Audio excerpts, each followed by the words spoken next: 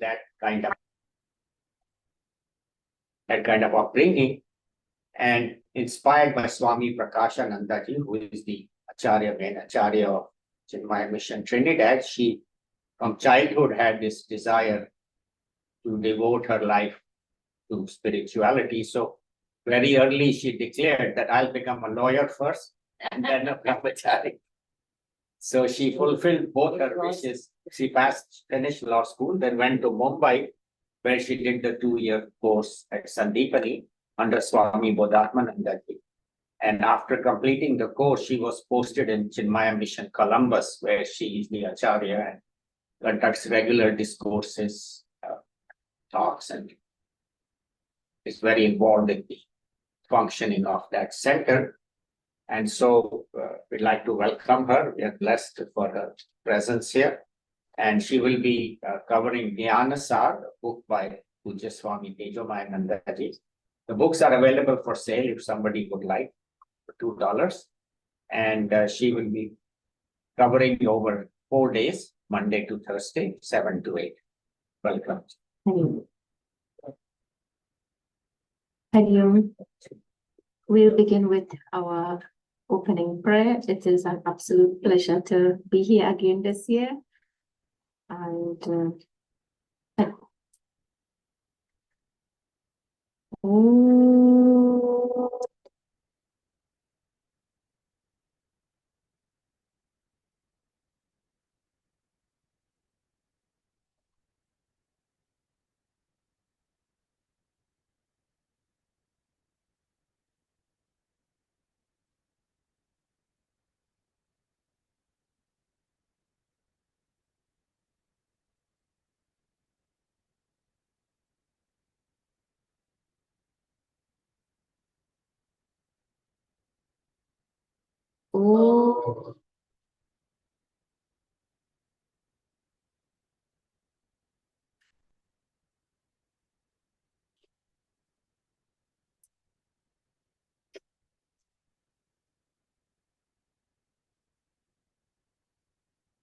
Sahana Bhavatu Sahana Bhunaktu Sahavitam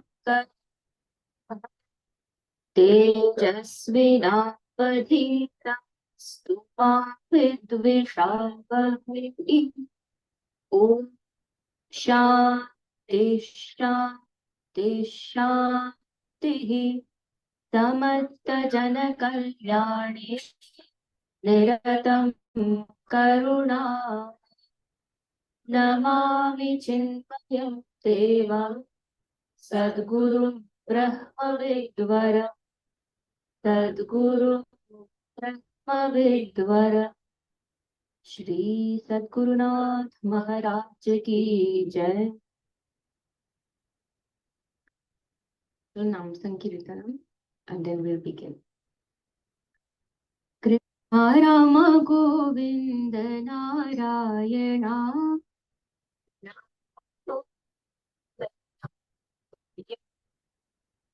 Krishna Rama Govinda Narayana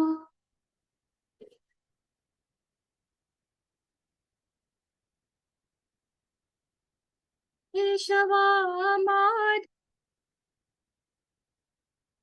Madhyana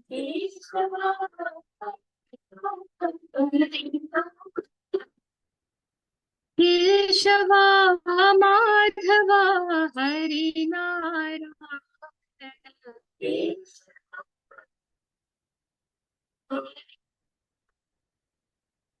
Krishna Rama Govinda Narayana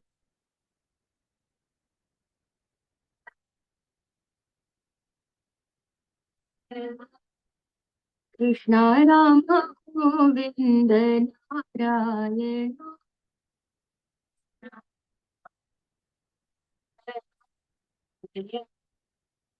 Shri Venugopal Krishna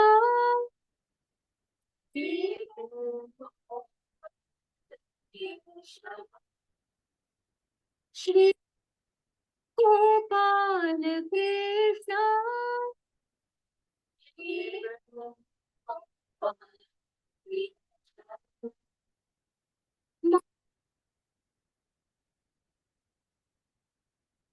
Madhava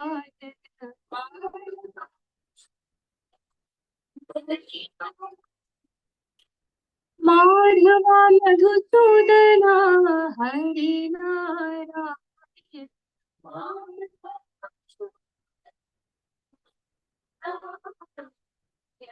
Krishna Rama Govinda Narayana Krishna Rama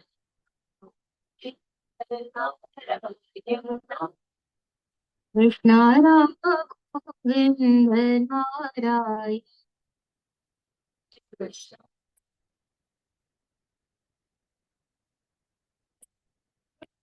Krishna Rama Govinda Narayana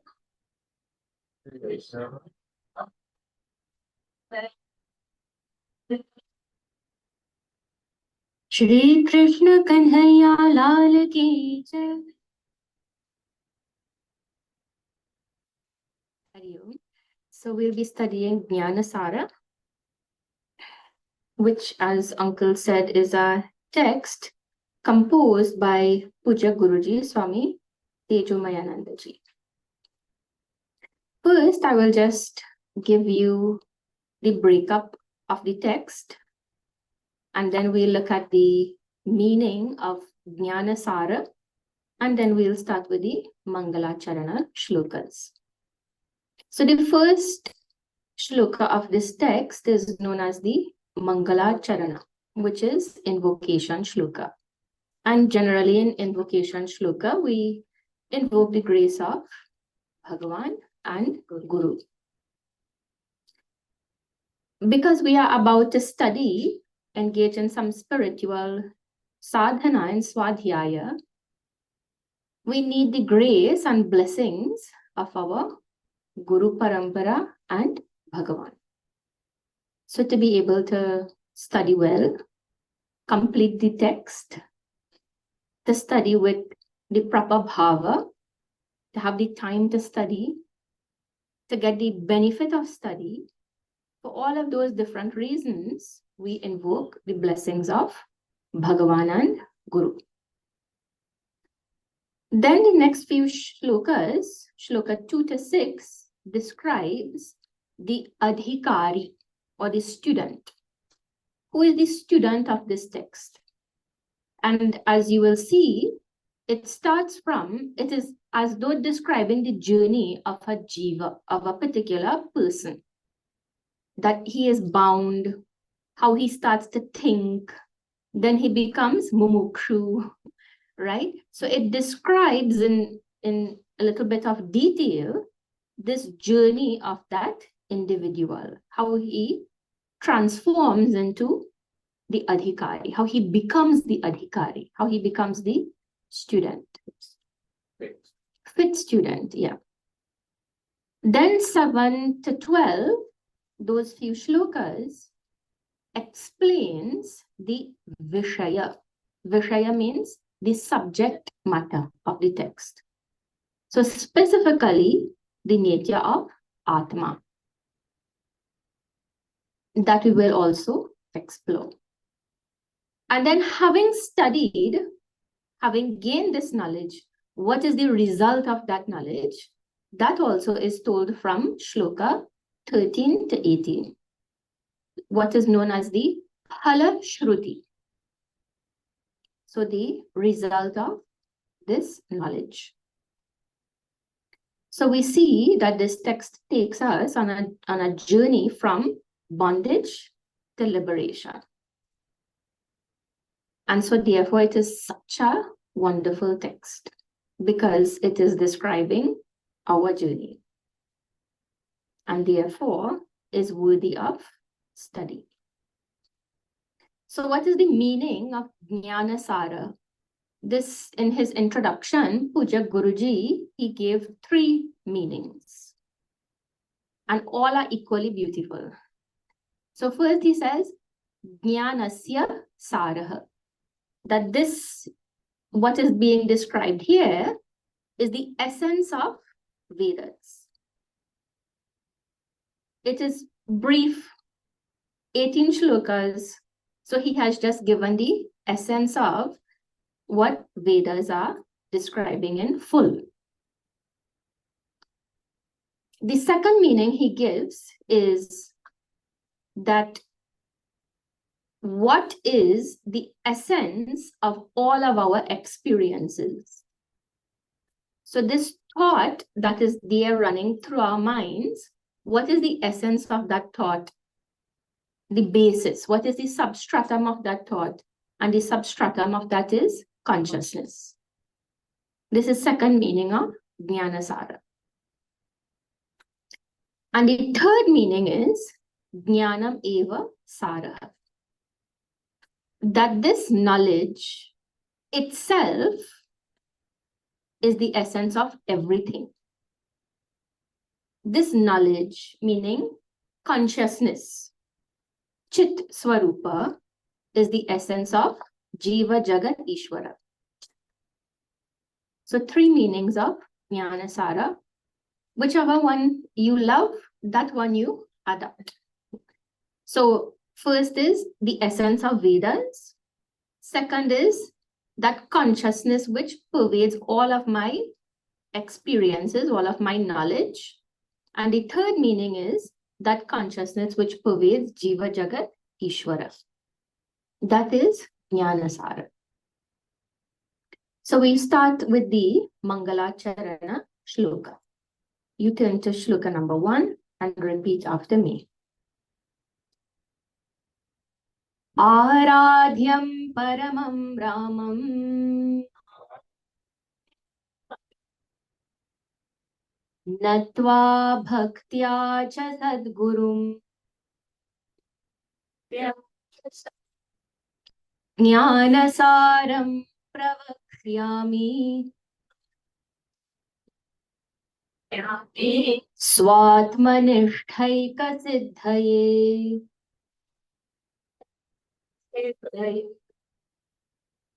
So Shloka says, Natva. Natva means having done namaskara, having offered salutations, prostrated. How are we prostrating? How are we offering namaskara?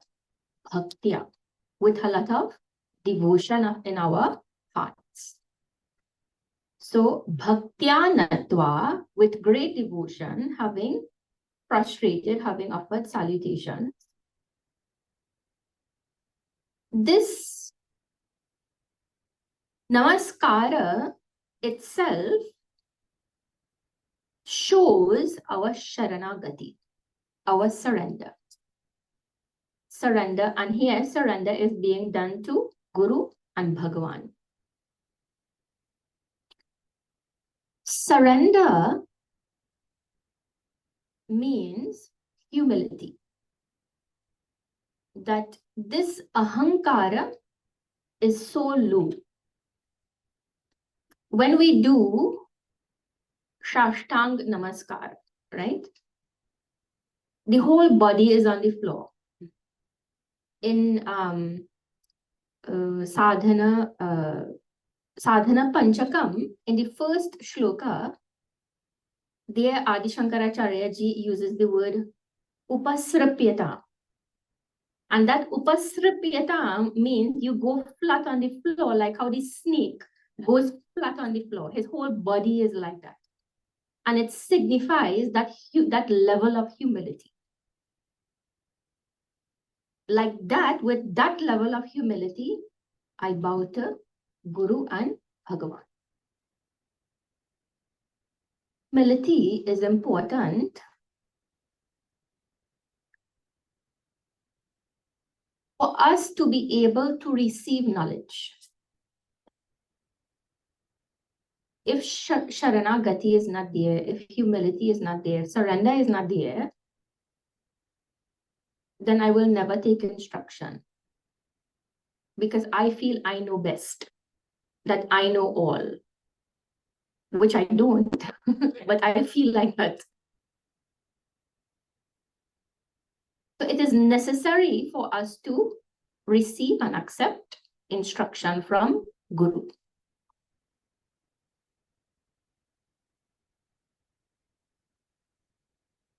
And bhakti opens up the communication channel between Guru and Shishya. I will listen to you if I love you, if I have reverence for you. And we see it every day, right?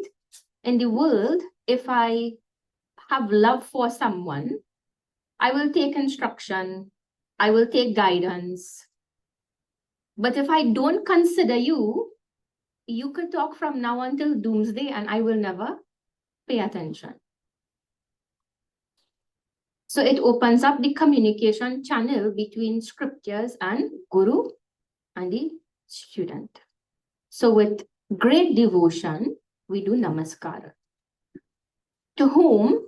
Sadguru. To that teacher who is the knower of Sat, who is the knower of truth or reality.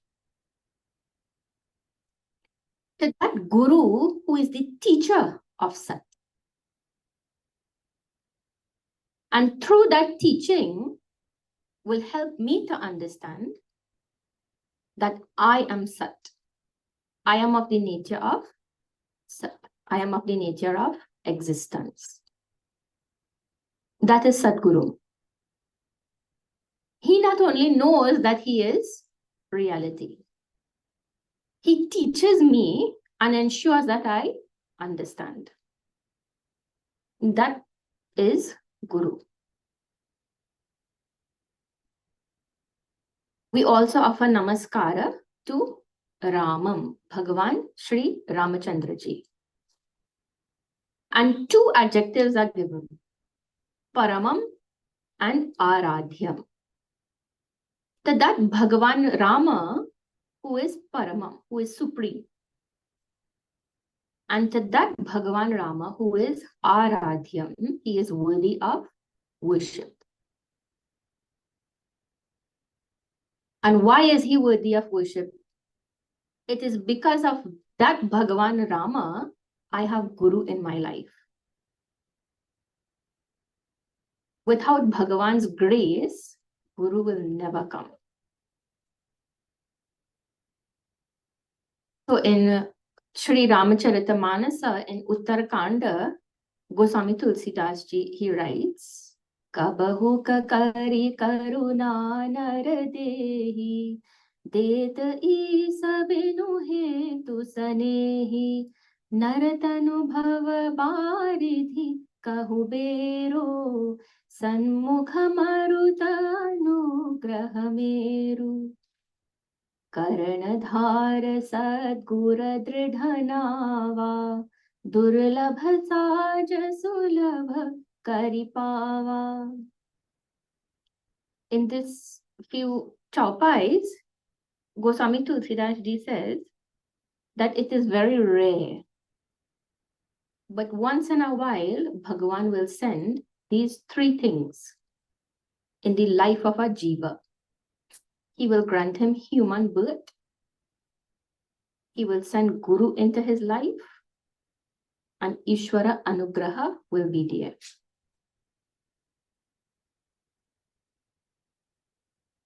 Satsanga bibekana hoi, Rama kripa binu sulabhana soi. Without satsang, there's no viveka. And satsang could never be there without the grace of Rama. And what is satsang? Satsang means I am with my Guru only, right? So in so many different places, that similar shloka again comes back in Uttarakanda. In so many places we see where Bhagavan only sends this Guru into our lives. Without that Guru, I can never reach Bhagavan. Without Bhagavan, I can't get Guru. So Guru is the key to unlock that door that takes me to Bhagavan, that takes me to liberation. In this way, the Guru-Shishya relationship is a divine relationship because it is a relationship that has been created by Bhagavan. So then Guruji says, having done this namaskara with lot of bhakti to Guru as well as to Bhagavan Rama, who is worshipable, now Jnanasaram Pravakshyami. I will tell of the essence of that knowledge. And Jnanasara meaning we have already seen. It is the essence of the Vedas. It is that consciousness which pervades all of our knowledge. And it is that consciousness which pervades Jiva Jagat Ishvara. That Jnanasara I will now expound. Why am I doing this? Why am I telling of this Jnanasara? Swatmanishtaika siddhaye. So that I will be established. Siddha means established in Swatmanishtha. What is my? I will have abidance in that truth. In that truth that I am Atma. Nishtha means abidance. That I am that Satchit Ananda Swarupa Atma. So this is the Mangalacharana Shloka, where we invoke the grace and blessings of both Bhagavan and Guru. Shloka 2. We start with the description of the Adhikari, how he becomes the Adhikari. So it starts with all of our sad state, the description of the bound person, the bound jiva or the baddha.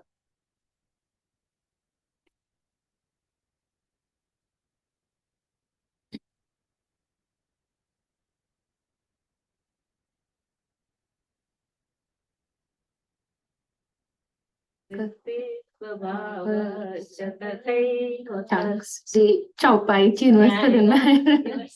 Dehatma bhavo vishaye suragah.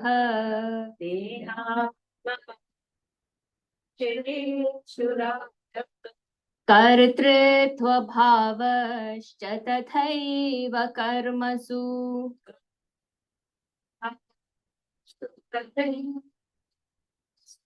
Satyatva buddhir jagati hayasya.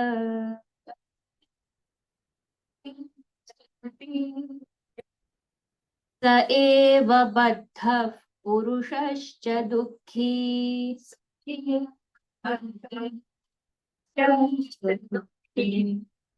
Okay, so this is the description of the bound jiva.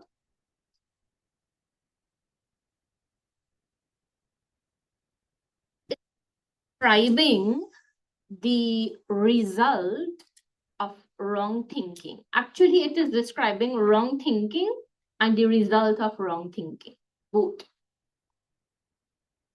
So it says, Saha Purushaha Eva Baddhaha.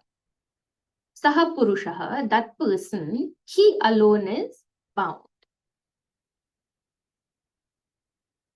Yasya, of that person who has these four qualities or ways of thinking. So four things are pointed out. He has Dehatma Bhavaha. He has identification with body.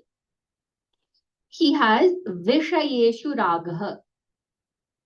He has attachment to all Vishayas, all objects. Third, Karmasu Kartritva Bhavaha. He has the notion of doership in his actions. And fourth, Iha Jagati, in this world, he has Satyatva Buddhi. This world is real. Because of these four, he is dukhi. He is in a very sad, pitiable state. So we'll examine all four. Yes, yeah. That person who has these qualities, these way of thinking. Dehatma bhava, identification with body. That bhava of aham deha, that I am this body. And how will that manifest? So somebody says, what is your name? My name is. How old are you? I am X number of years. Where do you live? I live here. All description is of what? The physical body. I have this disease. I am healthy. I am young. Right? All of those are descriptions of body. And the minute somebody starts to criticize that body, oh God, agitation.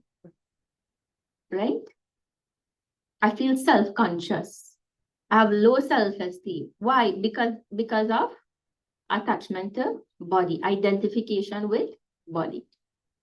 And then I want to go change how I look. Why? Because of identification with body. Right? And body doesn't mean body alone. It includes BMI. But all body, mind, and intellect. So the minute mind starts to feel agitated, I am agitated. If I know something, I know something. I feel good about it. And if somebody criticizes my intelligence, then I feel, yeah. And it is all because of identification with BMI. It is called as tadatmya. Tadatmya means identification.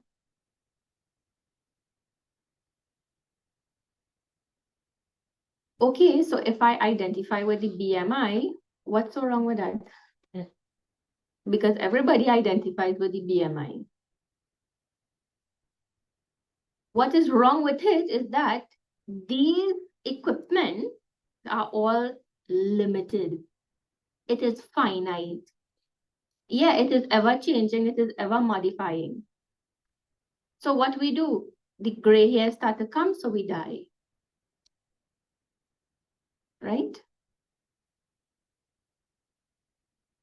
Or what they do with all these lifting and filling and, right? They do all of those things. Because we are identifying with that which is finite, that which is limited, that which has defect, no matter how much we modify, we will always feel it is never enough. And that is a very pitiable state to be in. Because when will we ever be happy with how we look? When will we ever be happy with our minds? When will we ever be happy with intellect? We could study from now until the day we die, and we will never gain all the knowledge of the world. So we will always feel like I don't know something. Right? When will it end? When will we stop seeking all of those things? We will ever feel like something is missing. Because it is a finite equipment. And therefore, dukhi. I will always be dukhi. And dukhi doesn't mean sorrowful all the time. Dukhi means, yeah, I am unsatisfied. I don't have that sense of completeness. I don't feel satisfied. I don't have that contentment in my life.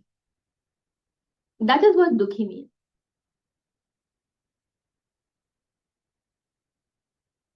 In Columbus, somebody was explaining, this fellow was telling, the first class he went to, Vedanta Adult Study Group, the teacher of the class said, "You are not happy."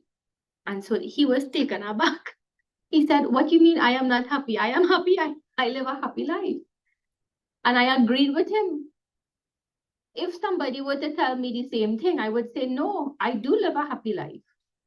I have good parents. I have health. I have good education. What you telling me I don't live a happy life? Yes, I know there are challenges in my life, but generally I would say my life is joyful. But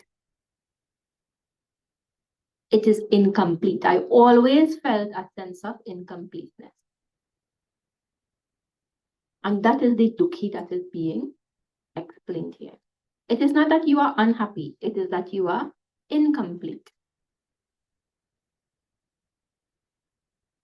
So what is the problem with Dehatma Bhava? It is that we will always keep feeling that sense of incompleteness because we are identifying with something that is finite. And finite can never become infinite. Temporary can never become permanent. So we will always feel that way. So first wrong thinking is Dehatma Bhava, identification with body, mind, intellect, or the notion of I. Then comes Vishayeshu Ragaha, attachment, strong attachment to all objects. And objects mean, Vishaya means not only objects, it includes people, it includes place, it includes time. Yeah.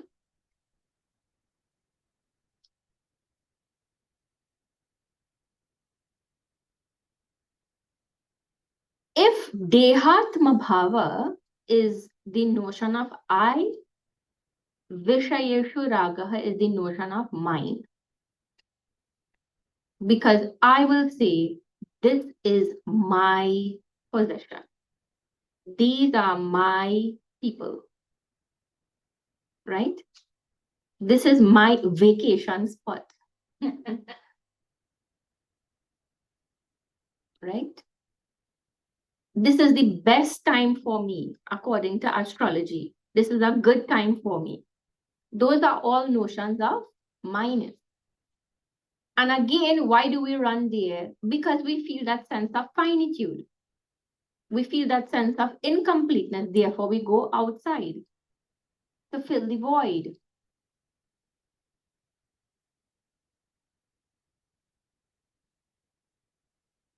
And then dependency on that thing is created. Because I go out, I got some joy, I liked it. Who doesn't like joy? So I enjoyed. And then when the joy decreased, I went back again. And again, the joy will go down. So again, I will go back. So now I am dependent upon that object to produce joy.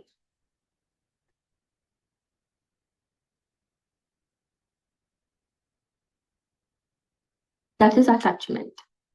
When I depend on objects, people, place, etc., to bring me happiness. Third, karmasu karitritva bhavaha. Karitritva bhava means the notion of doership. So first we saw the notion of I, then we saw the notion of my, and now the notion of doership in action. Karitritva bhava. But it is not only doership and action. It includes enjoyership in the result as well. So bhoktritva bhava is also to be understood. So when I perform an action, I do this.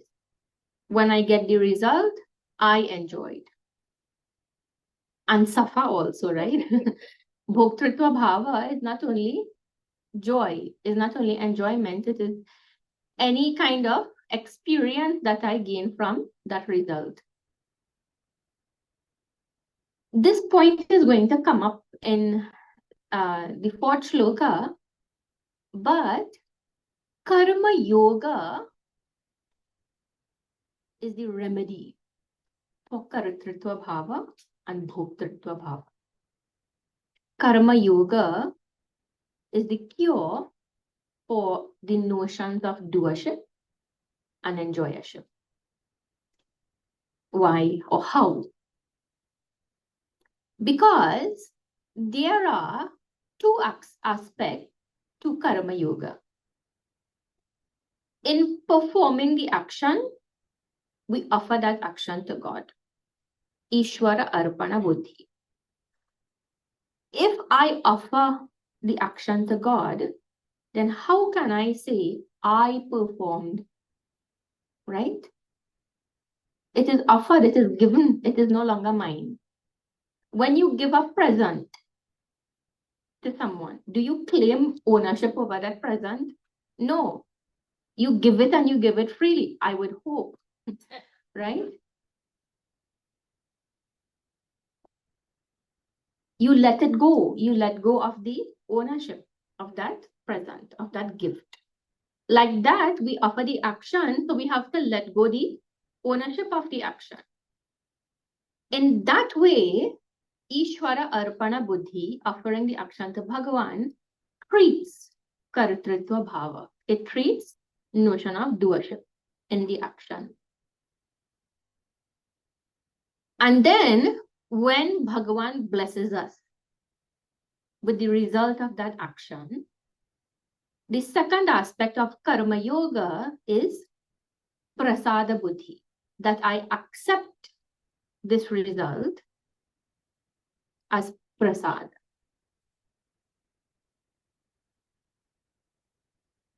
When we receive prasad, the attitude with which we receive prasad is what? Whatever is given, I will take. How much is given, how good it tastes, how good it looks, it doesn't matter. Whatever is given, that I will accept. So we don't complain about prasad. We don't complain about how it tastes. We don't complain, oh, I didn't get enough prasad, right? Whatever is given, we accept. That lack of complaining will reduce, or that acceptance of the prasad, of the result, will reduce the bhoktritva bhava. Because I am not focused on enjoying the result anymore. I am focused on receiving this result as prasad from Bhagavan. So my focus is on Bhagavan, not on the result. In Ishvara Arpana Buddhi, in offering the action, my attention again is on Bhagavan. It is not on the action. In this way, Karma Yoga treats both doership and enjoyership. Offering actions to God treats the doership. Receiving the prasad or receiving the result as prasad treats the enjoyership. So third, Dehatma Bhava, notion of I, Vishayeshu Ragaha, attachment to objects, which is the notion of mind, Paritritva Bhavaha, the notion of doership and enjoyership, and Tatha Eva, and also Iha Jagati, in this world, Satyatva Buddhi. This fellow thinks this world is real.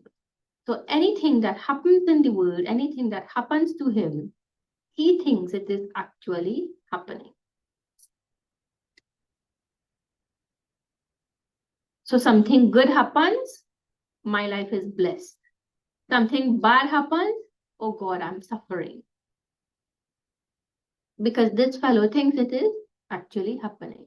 The way we feel in dream also, right? When the dream is happening, I actually think it is really happening. It is only when I wake up, then I realize, oh, it was only a dream. It was never real.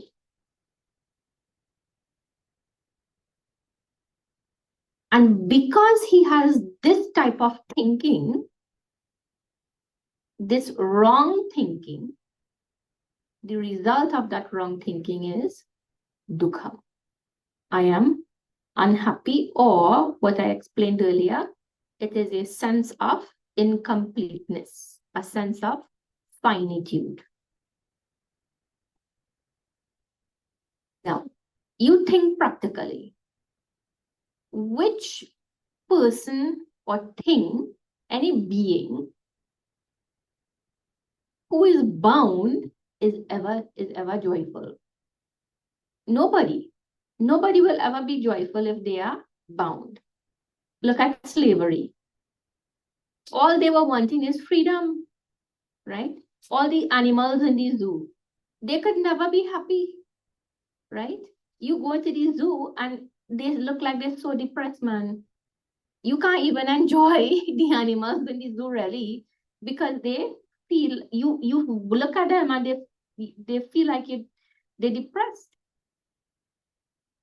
You could tell that they're not living a full life. They're not moving, they're not hunting, they're not running. So they're always lying down.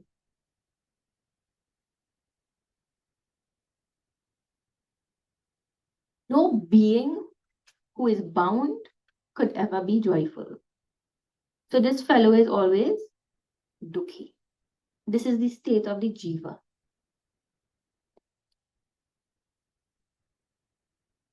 Then he says, you know what? I can't live like this. So he starts to think. And how is he thinking? That is being described in the third shloka. Repeat. Prapta maya lokamanya prasiddhihi.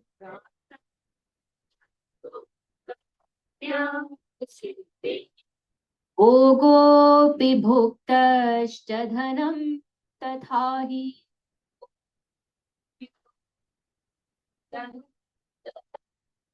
Labdham sukham naiva maya kadapi.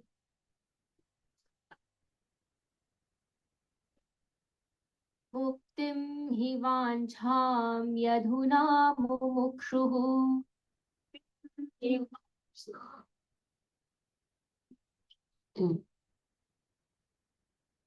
Vancham yadhuna mumukshuhu.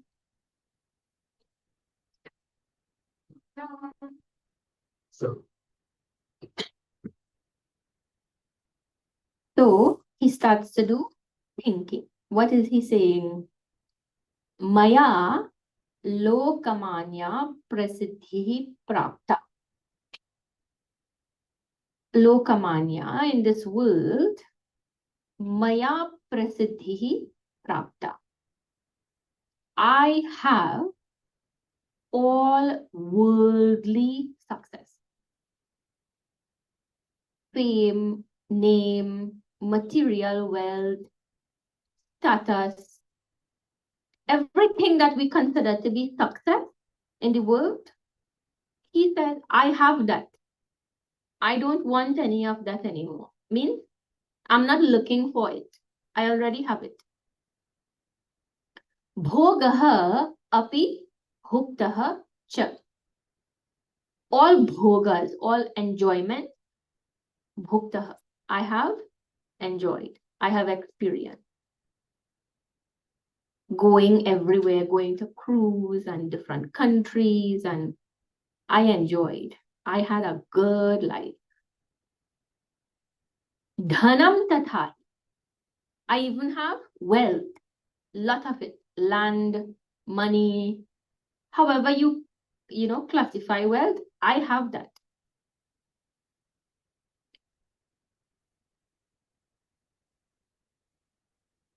What is known as artha in the four purusharthas, dharma, artha, kama, moksha.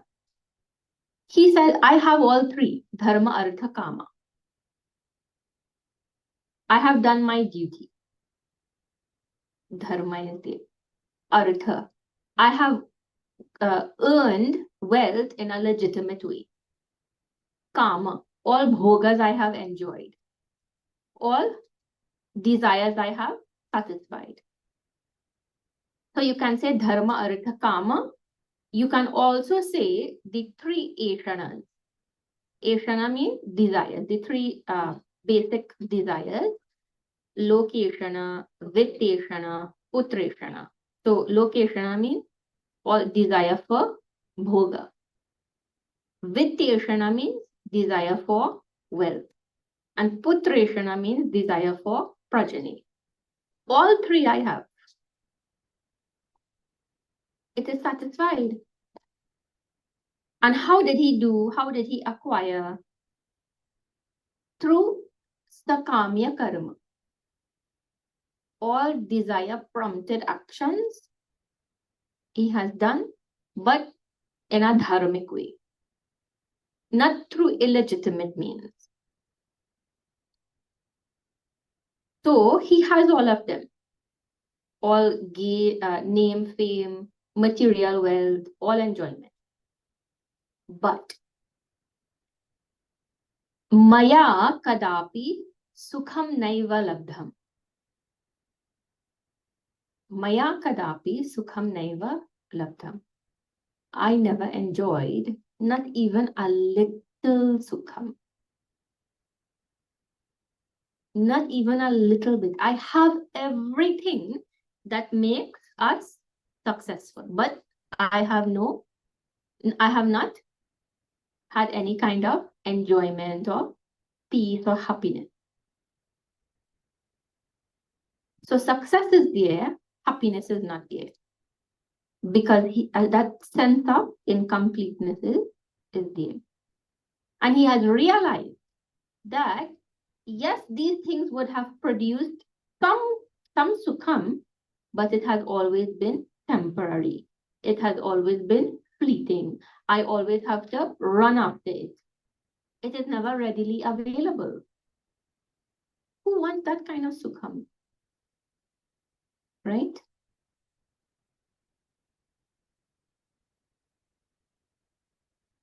Then he concludes, Adhuna mumukshu. So now, Adhuna, I have become a seeker of liberation. I need liberation. I am mumukshu. I am desirous of moksha. Muktim hivanchami. I need liberation. I need freedom, like the captured animal in the zoo. I need to run and be myself, be free.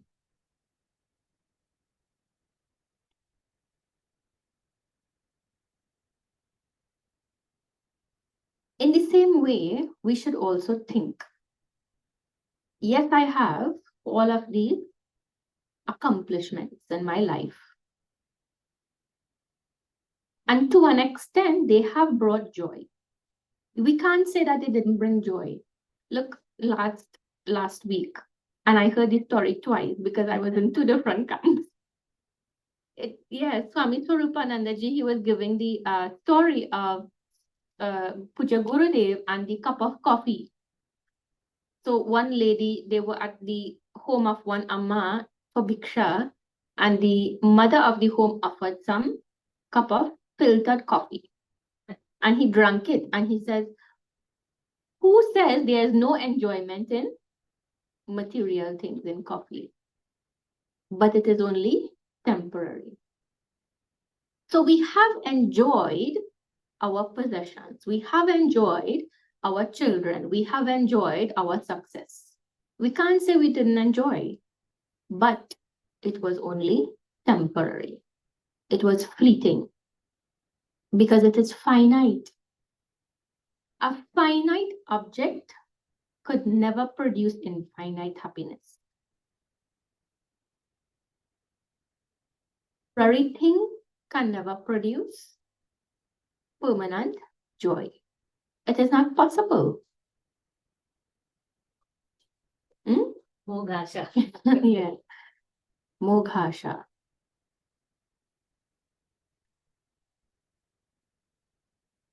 We need to realize that. And the earlier, the better. Because only when that realization comes, then we will stop seeking those things and start seeking liberation. Then all of our effort, pursuit, time, energy will be dedicated towards seeking liberation. Up until that point, we will continue to run after the world. and we will continue to get a beating from the world.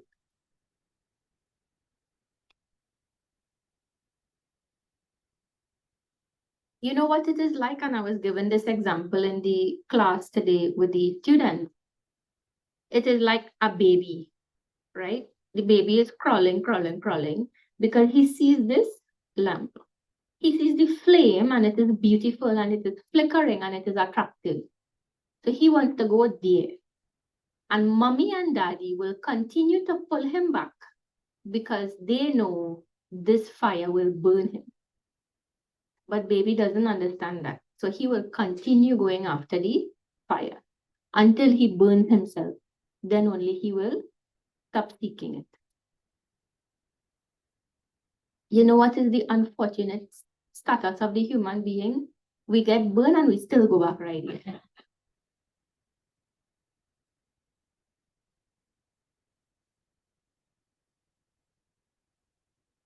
That is pitiable.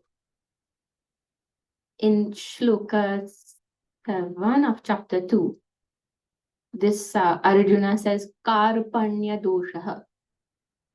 It is a pitiable state. It's a pathetic state to be in. Therefore, Shishyaha Tehaham, I am your student. Shadhimam, Twam Prapannam. You protect me because I am seeking refuge in you. Nobody else could protect me from this state beside you.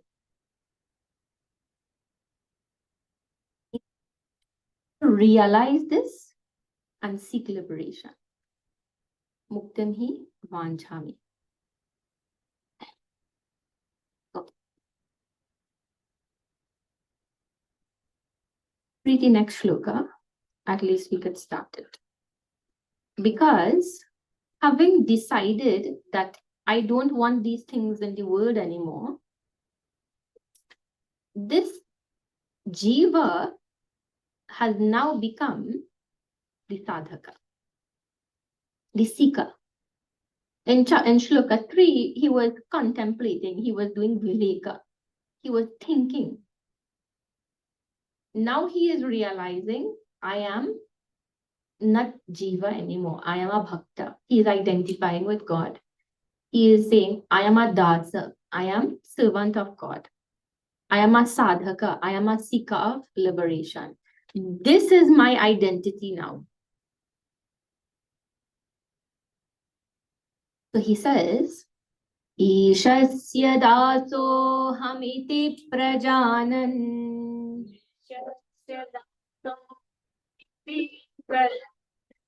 Tenaiva yukto vividheshu karmasu.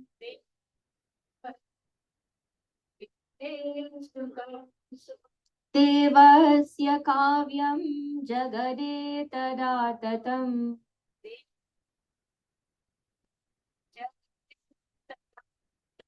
Pashyan sada karma karoti sadhakah.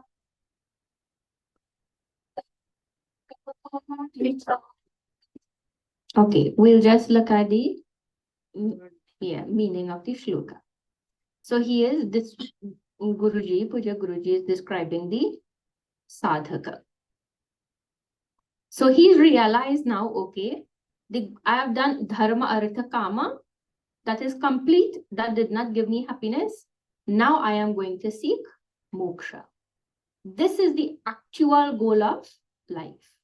So I need to make movements. I need to make effort in that direction. So where should I go? What should I start to do? Should I start with Jnana Yoga? No, I have to start from where I am at. Right? So he starts from Karma Yoga. Now that Karma Yoga is lower, please don't understand that. Don't understand in that way. Actually, what happens is he is still very much extroverted, right? So when we are extroverted, we have to start with that sadhana, which is most gross. Jnanam is the most subtle sadhana. We have to start with that which is grossified, which is Karma Yoga. Even Bhakti Yoga, but I mean Karma Yoga, Bhakti Yoga interlinked, right? But even bhakti yoga is still subtler than karma yoga. So what is he realizing? What is he saying? Ishasya dasaha aham. I am servant of God. Iti prajanan. I know this very well. Vividheshu karmasu tenaiva yuktaha. It is Bhagavan who is engaging me in all of these actions. Etaratatam jagat devasya kavyam. Etat, this, atatam jagat, this entire world, devasya kavyam. This is the poetry. This is the composition of my Bhagavan. This whole world is Bhagavan's composition. Pashyan sadhakaha sada karma karoti. With this vision, with this understanding, the sadhaka, the seeker, sada karma karoti. He engages in all of his action. With this understanding that I am Bhagavan's servant and this world is my Bhagavan. And it is Bhagavan who is engaging me in all of these different karmas. This is the mindset of a karma yogin. You can see in karma yoga, bhakti yoga is very much present. Because who is giving me action? Who is dictating these actions? Bhagavan. Whose world is this? Bhagavan. Who am I? Bhagavan's servant. So for karma yoga, you need bhakti yoga, right? And once bhakti yoga is there, automatically karma yoga will come in because I want to serve my Bhagavan. So both will always be intertwined. Even bhakti and jnanama intertwined. And Puja Swami Swarupananda ji was explaining this last week alone. That when I have love, I want to know. And the more I know, the more I have love. What is the distinction? So karma yoga, bhakti yoga, jnana yoga, they are all intertwined. There are no three parts. There's only one part. Just different names, different expressions. No other difference. Okay. Narayana, Om Namo Narayana.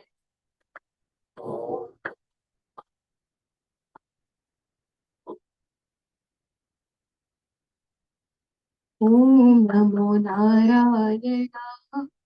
Om Namo Narayana. Om Namo Narayana.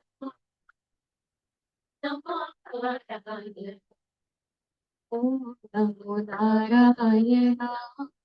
Om Namo Narayana.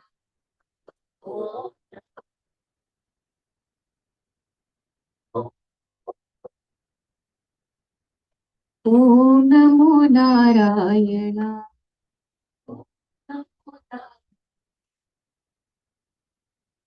Shri Narayana Bhagavan ki jai. Namada Namida Namudachyate Purnasya Purnamadaya Purnamevavashishyate. Om Shanti Shanti Shanti. Hari Om Shri Gurubhyo Namaha. Hari Om Shri Satgurunath Maharaj ki jai. Hari Om.